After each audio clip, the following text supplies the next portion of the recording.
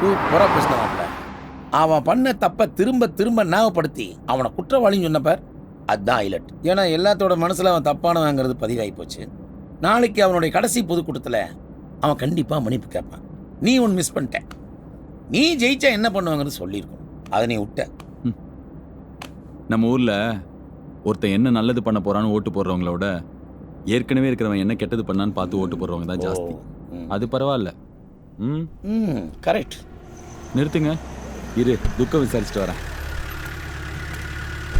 Hi தலைவா, என்னாச்சு?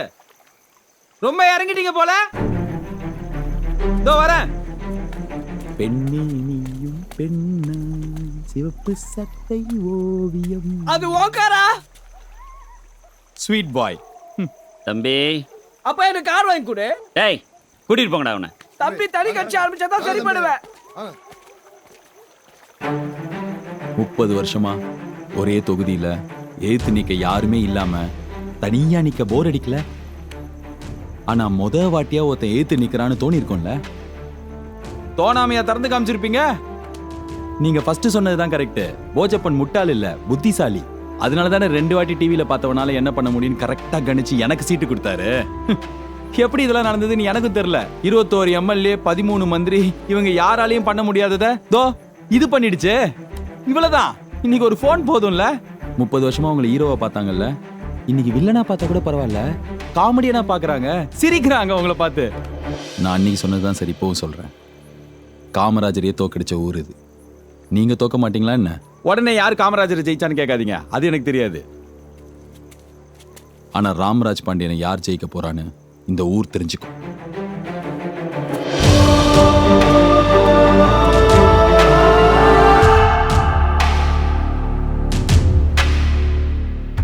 நீங்களாம் இருக்கிறது எனக்கு தெரியாது சிஸ்டர்.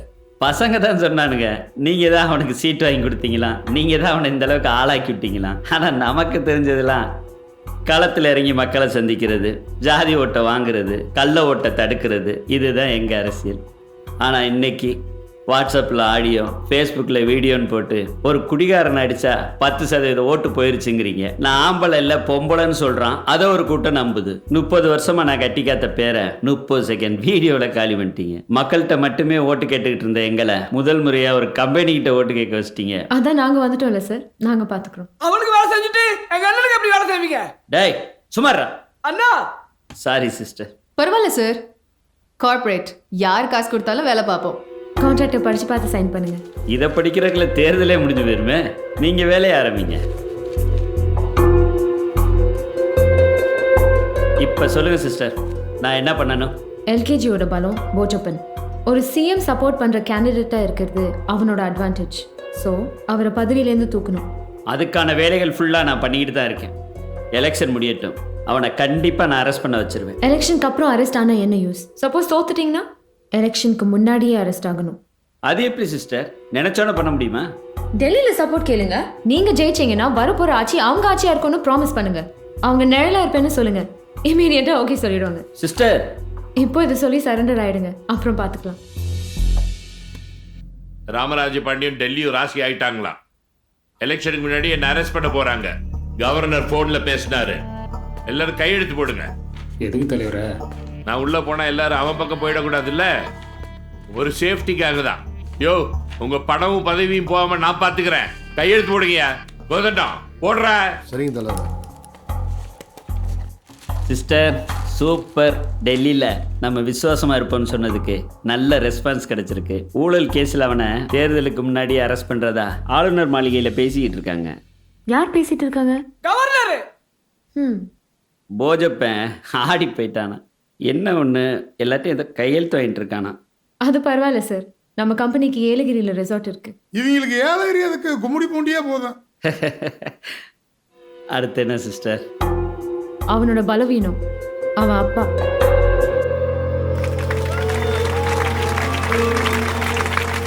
முப்பது வருடங்களாக திருமணம் கூட செய்து கொள்ளாமல் உங்களுக்காகவே வாழ்ந்து கொண்டு இருக்கிறேன். ஆனால் கடந்த சில வாரங்களாக என்னை சுற்றி நடக்கும் சூழ்ச்சிகள் உங்களுக்கு நன்றாகவே தெரியும். அதற்கெல்லாம் நான் பதில் சொல்வதை விட என்னை விட அரசியலில் மூத்த மனிதர் எனது நண்பர் அண்ணன் அழகு மெய்யப்பன் அவர்கள் உலகிற்கு உண்மையை உறக்க சொல்ல வருகிறார்.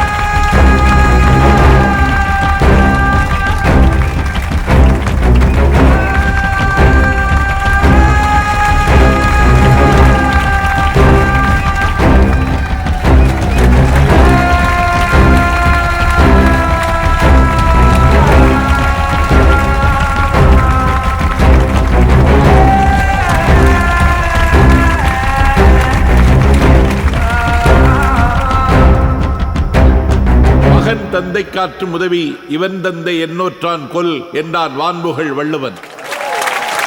ஆனா எனக்குன்னு ஒண்ணு வந்து வாச்சிருக்கே, ஐயோ ஐயோ, உடம்பு முழுக்க பொய் விஷம். எதிர்த்து நிற்பது என் மகன் என்றும் பாராமல் நான் இங்கு நிற்கிறேன் என்றால் அதற்கு காரணம் உண்மை, நேர்மை. 30 வருடங்களாக மதுவை எதிர்த்து போராடி கொண்டிருக்கிற உத்தமர் ஒரு குடிகாரனை அடித்தார் என்றால் அதில் ஆச்சரியப்பட ஏதும் இல்லை. நம்ம வீட்டுக்குள்ள ஒரு குடிகாரன் கலாட்டா பண்ணா சும்மா விடுவோமா? நம்மை போன்ற சாமானியர்களுக்கு தான் வீடு, ஆனால் ராமராஜ் பாண்டியன் போன்றவர்களுக்கு நாடுதான் வீடு. அதை நீ சந்தேகித்தால் நாட்டை விட்டு ஓடு. தமிழ்தாய் வாழ்த்து பாடாததால் இவர் தமிழரே இல்லையா? பாட்டு பாடுவதற்கு இவர் என்ன சூப்பர் சிங்கரா? Super star. தமிழ்நாடு இன்றைக்கு சந்திக்கும் பிரச்சனையில் இவரை போன்ற ஒரு தலைவர் தான் வேண்டுமே தவிர பேடி கிடையாது. இதை மீறி ராமராஜ் பாண்டியன் தவறு செய்தார் என்று நினைத்தீர்கள் என்றால் இப்போதே உங்கள் எல்லார் முன்னிலையில் மன்னிப்பு கேட்க சொல்லுகிறேன். கேட்க சொல்லட்டுமா? ஒரு தந்தையாக தோற்ற நான் தமிழனாய் ஜெயிக்க உண்மையின் பக்கம் வந்து நிற்கிறேன். உண்மையின் சின்னம் குடை சின்னம். ராமராஜ பாண்டியனுக்கு வாக்களித்து தமிழகத்தை காப்பி. கூடவே இருந்து கழுத்தெடுத்துட்டாலே அவளாவது பரவாயில்ல. பெத்த அப்ப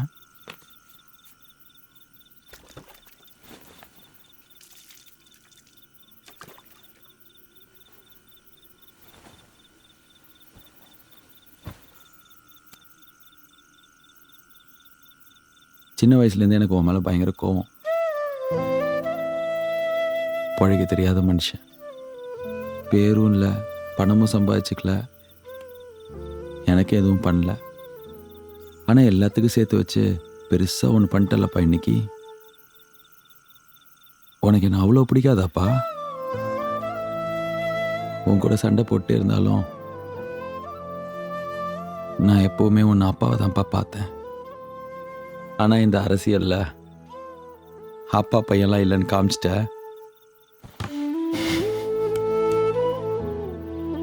நீ தோத்ததோடு இல்லாமல் என்னையும் தோக்கடிச்சிட்டியப்பா. லைலா கருத்து கணிப்பு வந்திருக்கு சிஸ்டர். 3 வாரத்துக்கு அப்புறம் மறுபடியும் நம்ம தான் லீடிங்கில் வந்திருக்கோம். அடுத்த சிஎம் நான் தான் சொல்லி பேச ஆரம்பிச்சிட்டாங்க. இது பத்தாது. 2 நாளில் என்ன வேணா மாறலாம். அவன் அப்பாவை போடணும். பலே ஆளு சிஸ்டர். நீங்கள் தனக்கு எதிராக பேசின அப்பாவை அவனே போட்டாங்கிற பழி அவன் மேலே விழுகணும், அதானே? நல்ல வேலை நீங்களாம் நேரடி அரசியலுக்கு வரல. வந்திருந்தீங்க எங்களையெல்லாம் தூக்கி சாப்பிட்ருப்பீங்க. சார், அந்த ஆளுங்க அதெல்லாம் நான் பார்த்துக்கிறேன் சிஸ்டர். நல்லதெல்லாம் நாம பண்ண மாதிரி இருக்கணும், கெட்டதெல்லாம் வெளிலேருந்து வரணும். நீங்கள் இன்வால்வ் ஆகாதீங்க, நாங்கள் பார்த்துக்குறோம்.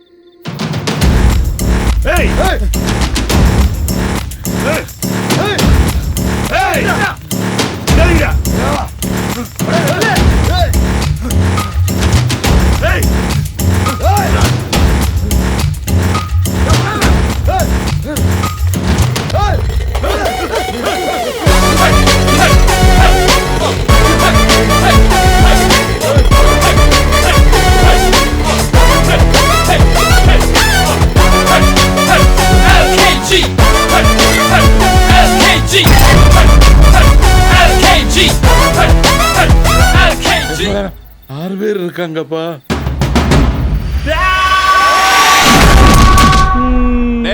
என்கிட்ட வந்து சென்டிமெண்டா பேசி நடிச்சு என்ன காரியம் பண்ண? அட பாவி, பெத்த அப்பேடு கூட பார்க்காம ஆளை வச்சு வெட்ட பாத்தியாடா? அப்பா, உனக்கு கொஞ்சமாவது அறிவு இருக்கா? நான் தானே உன்னை வந்து காப்பாத்தினேன், அதனால தானே என்ன வெட்டினாங்க. எல்லாம் இந்த ராமராஜ் பாண்டியன் தான்ப்பா.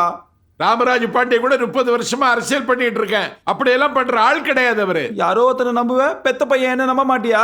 இந்த பொழுது ஐயோ அப்பா, திருக்குறள் மட்டும் சொல்லாதப்பா. ஐயோ டாக்டர் மைக் ஊசி போடுங்க டாக்டர். அப்பா, நான் வெட்ட சொல்லப்பா. நான் தான் வெட்ட சொன்னேன்.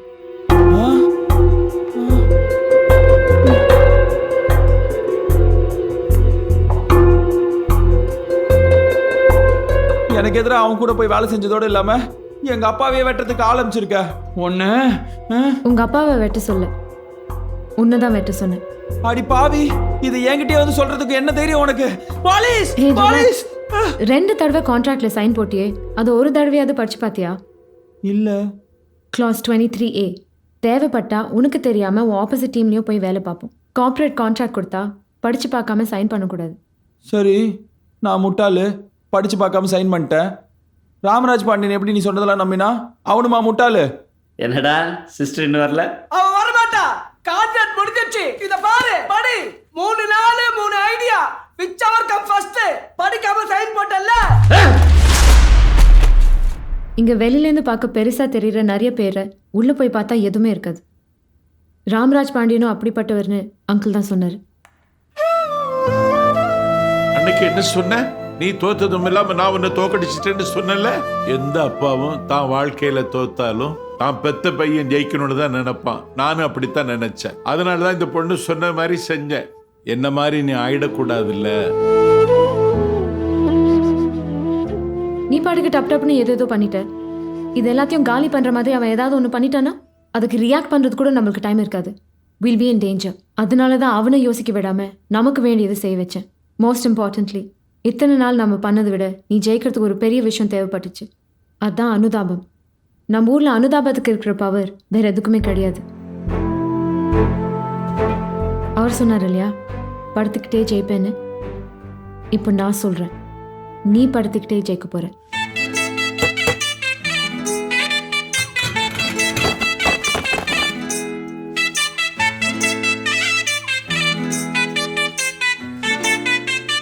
என்னுடைய கை வணக்க கூட சொல்ல முடியல. இந்த வழியெல்லாம் உங்களுக்காக தான். அநீதிக்கு எதிராக போராடினா வெட்டுவீங்களா? அப்ப நான் சாகர வரைக்கும் போராடுவேன். ஓட்டு போட மறந்துடாதீங்க.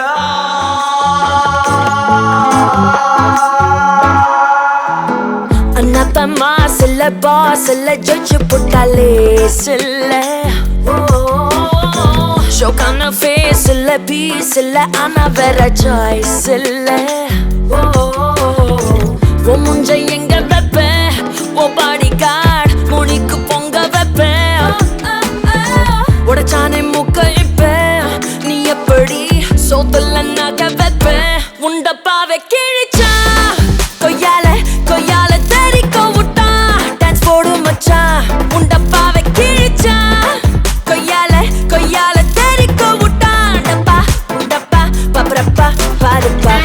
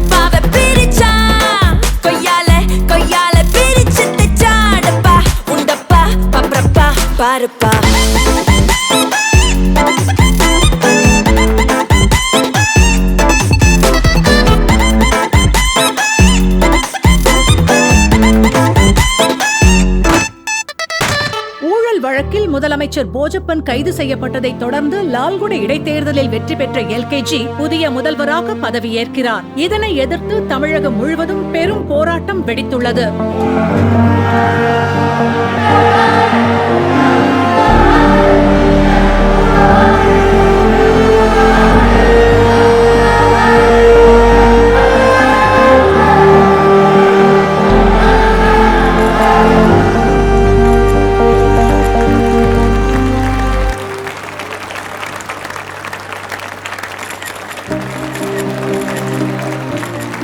ஏதோ பண்ணி எப்படியோ ஜெயிச்சிட்ட போல் இருக்க.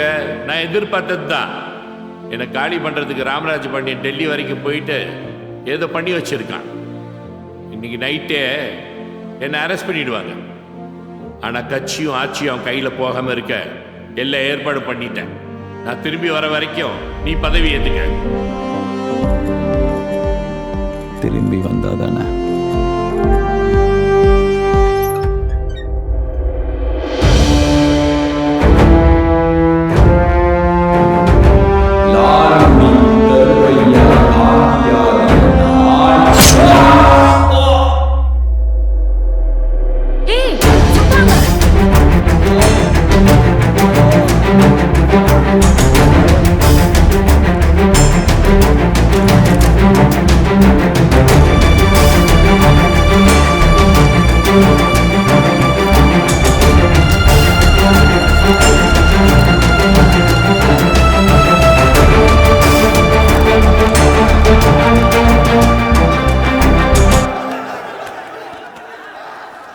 Bullet proof. இங்கே யாரையும் நம்ப முடியாது. 500 ரூபா கொடுத்தா உள்ள விடுவாங்கல்ல. மேலே தூக்கு.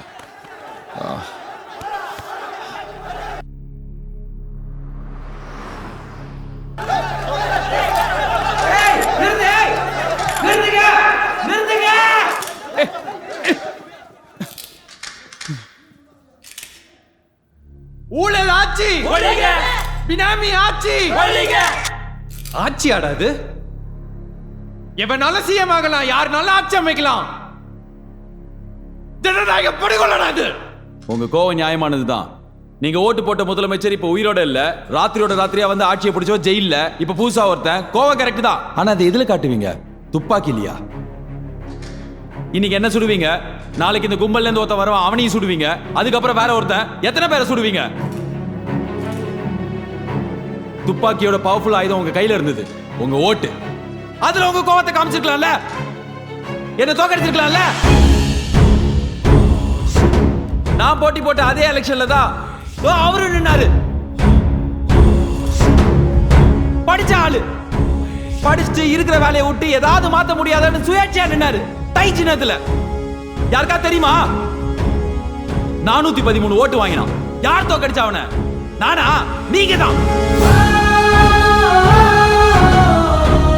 தமிழ்நாட்டுல ஒவ்வொரு தேர்தலையும் ஒவ்வொரு தொகுதியிலையும் ஏதாவது மாத்திரலான்னு சுயேட்சையா அத்தனை பேர் நிக்கிறாங்க. யாராவது திரும்பி பாக்குறோமா? நம்மளுக்கு தெரிஞ்சதுல 2 கட்சி 2 சின்னம். ஜாதியை பார்த்து ஓட்டு போறவங்க தானே நீங்க. காசு கொடுத்து ஜெயிச்சவன் தான்டா நீ. ஆமா, அரசியல்வாதிகளா காசு கொடுத்து தான் ஓட்ட வாங்குறோம். ஆனா அந்த காசுக்கு ஓட்ட விக்கிறது யாரு? காசு கொடுக்குற நாங்க கெட்டவங்கனா அதை வாங்குற நீங்க.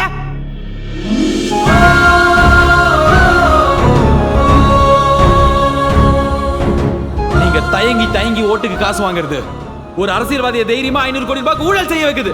இந்த ரூம்ல இருக்கிற எத்தனை பேர் போலீஸ்ல மாட்டினா லஞ்சம் கொடுக்காம ஃபைன் கட்டிருக்கீங்க? எத்தனை பேர் காசு கொடுக்காம லைசன்ஸ் வாங்கிருக்கீங்க? காசு கொடுத்தாதான் காரியம் நடக்கும் நம்ம ரத்தத்திலேயே ஊறி இருக்கு. உங்களை சேர்ந்தவங்க தானே நாங்களும். இந்த கூட்டத்துல இருந்து வந்த நாங்க மட்டும் எப்படி நல்ல தலைவரா இருக்க முடியும்? இப்ப சொல்லு, உங்களுக்கு எனக்கு என்ன வித்தியாசம்? இல்ல உங்களுக்கு எந்த அரசியல்வாதிக்கு தான் என்ன வித்தியாசம்? ஆமா, இங்க எல்லாமே தப்பானவங்க, எல்லாம் தப்புங்கிறிய. விடிவு காலமே கிடையாதானே இருக்கு. அவன் வந்து காப்பாத்துவான், இவன் வந்து காப்பாத்துவான். அந்த நடிகர் கட்சி ஆரம்பிச்சா நல்லா இருக்கும், இந்த நடிகர் கட்சி ஆரம்பிச்சா நல்லா இருக்கும்னு நம்பிக்கையை எவன் மேலேயே வைக்கிறதுக்கு பதிலா உங்க குழந்தைங்க மேல வைங்க. என் குழந்தை டாக்டர் ஆகணும், என் குழந்தை இன்ஜினியர் ஆகணும்னு ஆசைப்படுறீங்கல்ல, என் குழந்தை நல்ல மனுஷன் ஆகணும்னு ஆசைப்படுங்க. இன்னில இருந்து 20 வருஷத்துல வர தலைமுறைக்காது கரப்ஷன்றது கெட்ட வார்த்தைன்னு தெரியட்டும். ஒரு தலைமுறை ஃபுல்லா நல்லா வளர்ந்தா அதுல இருந்து வர தலைவனும் நல்லவனா இருப்பான்.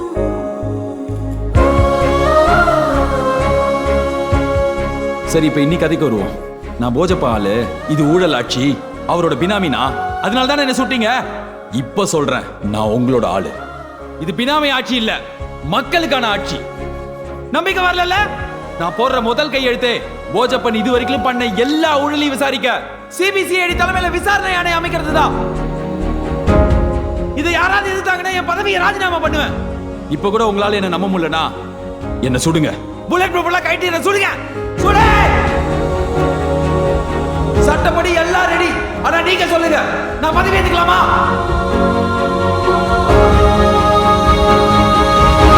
நீங்களே சொல்லுங்க, நான் பதவி ஏத்துக்கலாமா?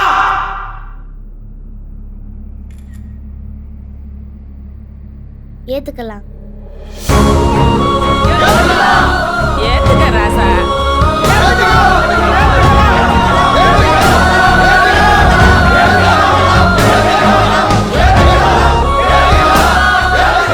நல்ல அரசியல்வாதியா இருக்கணும்னா நல்லவனா இருக்கணும்னு அவசியம் இல்லை. நல்லா பேசினா போதும், நம்பிடுவாங்க. பேசி பேசி பேசி தான் இங்க நாட்டியம் ஆடிட்டு இருக்காங்க. சத்தியம் தவறாத உத்தமன் போலவே நடிக்கிறார். சமயம் பார்த்து பல வகையிலும் கொள்ளை அடிக்கிறார். பக்தனை போலவே பகல் வேஷம் காட்டி பாமர மக்கள்